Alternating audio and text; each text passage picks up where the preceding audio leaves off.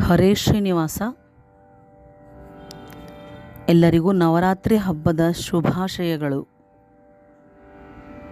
ಶುದ್ಧ ಪ್ರತಿಪದೆಯಿಂದ ನವಮಿಯವರೆಗೆ ಮಾಡುವ ಪೂಜೆಯು ನವರಾತ್ರಿ ಪೂಜೆ ಎನಿಸುತ್ತದೆ.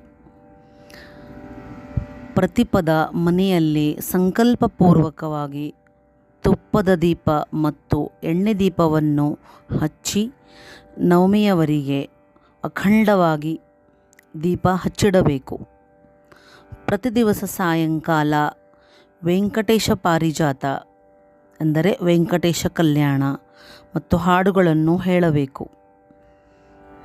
ಈ ನವರಾತ್ರಿಯಲ್ಲಿ ವೆಂಕಟೇಶ ಮಹಾತ್ಮೆ ಪುರಾಣ ಶ್ರವಣಗಳು ಮಾಡಬೇಕು.